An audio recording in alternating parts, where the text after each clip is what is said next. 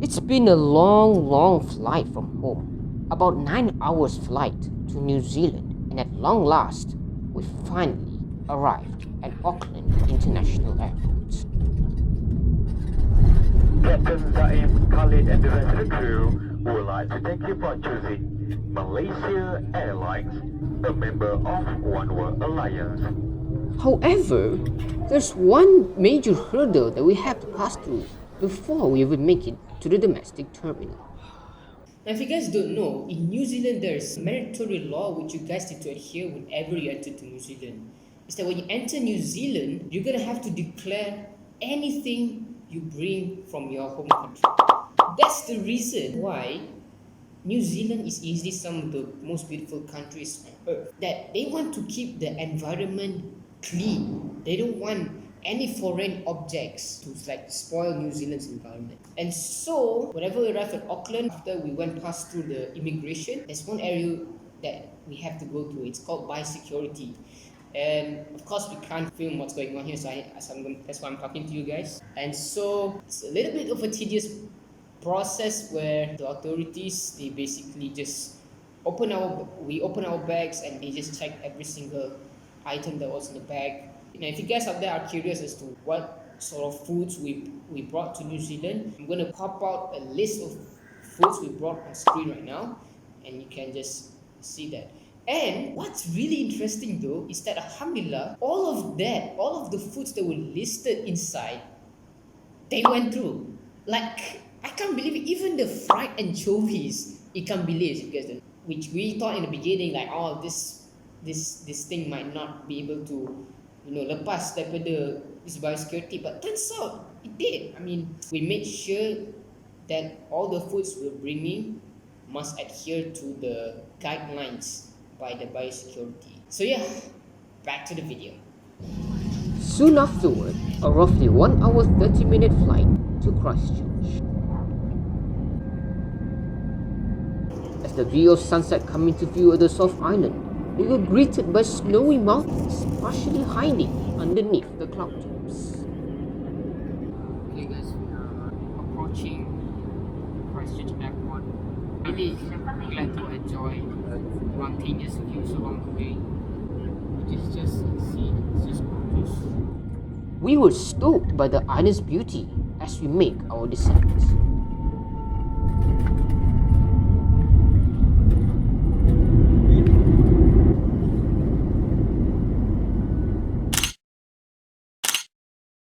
Later that same evening. We then finally arrived at Airport Delta Motel, and I have to say, our room freaking blew my mind.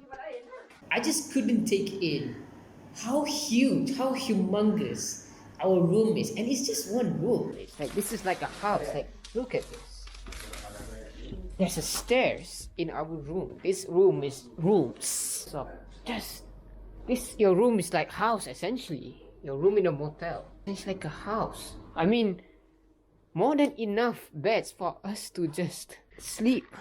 Just four people wanted to sleep. So we were like wondering which bed are we gonna be sleeping at? And in the end, I decided that there is a room where there's like a king size bed. That there are 2 king size beds, and another room has 2 beds. And I took the opportunity to just find a king size bed and sleep on it. Anyway, time to rest our bodies before setting off into the wilderness. Wow, having a queen size bed all on your own is just a surreal feeling. It's like it's all yours. So what a good start to the day basically. Anyway guys, I'll see you tomorrow. Peace out. Day 1, 8th of August 2019.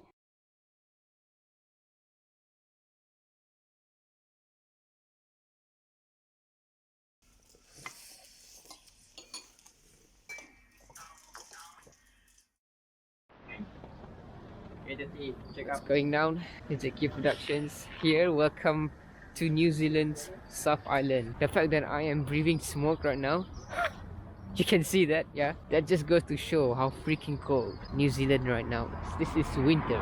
Although what's weird though, I don't see any snow elsewhere at the moment. because this is lowland areas, I guess. That's Christchurch. But I'm sure in other portions of the island there will be snow. I'm literally wearing thick synthetic jacket, from what I heard. I don't know what it's called. Wearing multiple layers. Stay tuned as we collect our RV.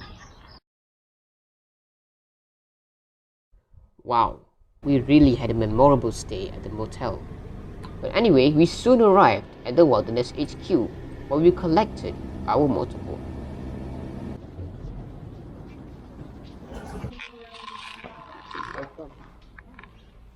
What an honor to be in here.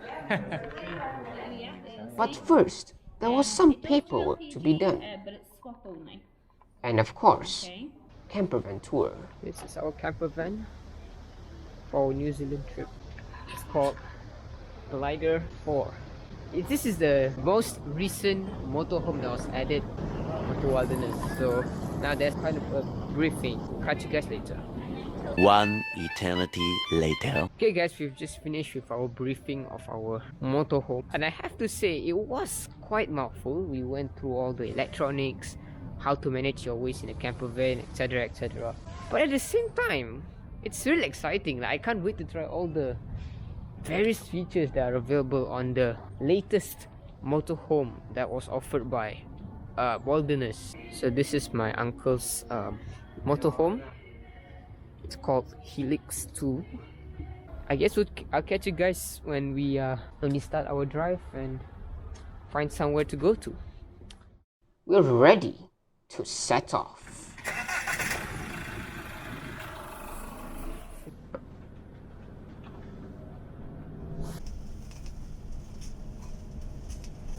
Now of course, we can't start our trip empty-handed with no food at all. So we looked for a nearby mall, like Park and Save. There's one here, I don't know if it fit or not. Okay, so we're looking forward to buy some groceries at Park and Save.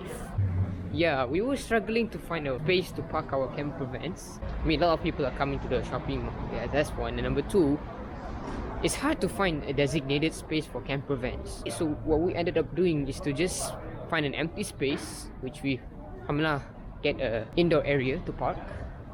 And we just use a normal parking space where cars would usually park at. And thankfully, it fits really well inside. Now just a quick disclaimer that I'm not somebody who really knows much whether foods are really halal or not. So for that, I'm not brave to tell you guys about this. I'm just going to show some of many foods we bought there, as you can see right now. Now keep in mind that we in general have done researches on this matter before we go there.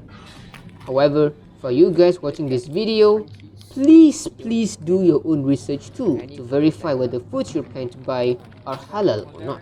But just a general idea, any foods or beverages are halal when they're plant or vegan based, when they don't have any sort of pork or any animal parts, though for animal parts it depends from provider to provider, when there isn't any alcohol ingredient inside, or when the food providers are halal certified. This list may go on and on though.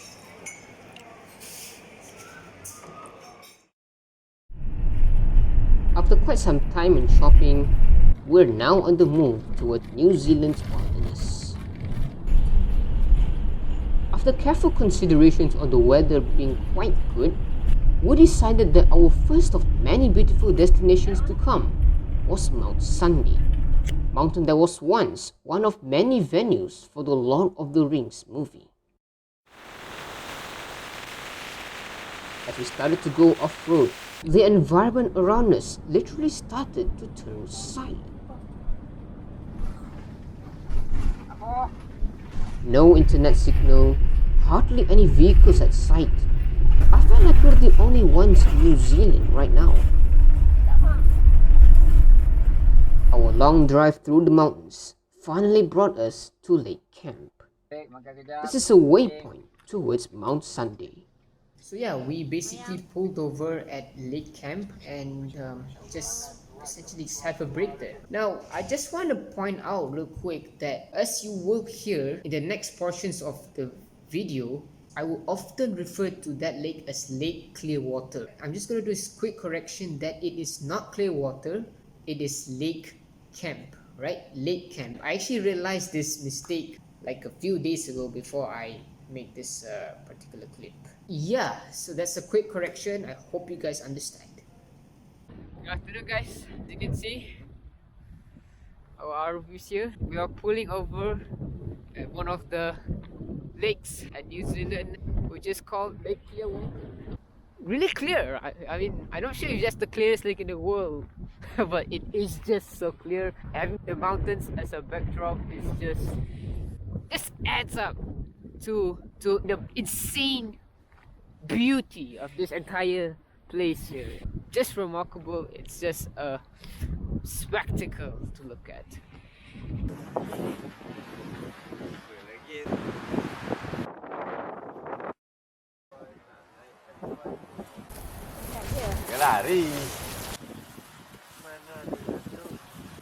Night was coming in so quickly, and we spent quite a lot of time there that we may not have time to head to Mount Sunday today. So we decided to have a rest at Lake Camp and officially started our first night of freedom camping.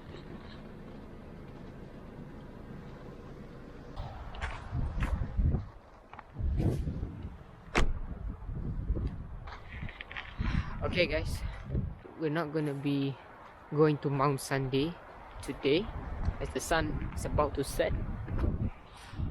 As you can see, there are only two camper vans, with another being my uncle's camper van.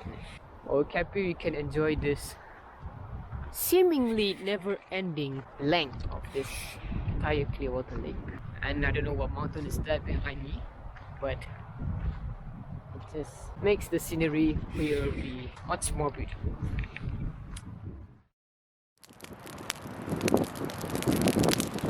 As night fell, we realized that there seemed to be a major flaw in our camper van. At this point of time, I realized that the vents that were meant for heating up our cabin, they were blowing cool air instead. And this was when I realized that there is a problem with our heater. And we tried whatever we can on the manual to resolve this issue ASAP. One of the ways we troubleshoot this was to try to reset the heating system. We just followed the steps that were in the manual, but we actually made the problem even worse. And now, I can no longer change the energy source and the temperature. In case you guys don't know, our heater control panel, they have like 4 symbols, like somewhere at the upper portion of the panel, where we use these 4 symbols in general to, you know, change the energy source, to change the temperature. And I'm saying these 4 symbols because after we reset this heating system, those 4 symbols vanished, and what we saw was just a clock and perhaps another like a setting symbols where we can reset again. Even when we reset again, it still didn't make any difference. So we tried to think of other measures for heat. Alhamdulillah though, there was a spot to set up the camp. Okay, I don't know if you can see me clearly, but what we're doing right now is we're trying to find some wood with my uncle. But we got 1 wood here. Yeah, we're looking to find some more. Boleh kat tengah. Just to warm to the touch. At the end, we gave up on solving the heater issue. So we now had to just rely on our multiple layers of clothing for warmth. Okay guys, I gotta sleep now. I'll see you in the next vlog. Peace out.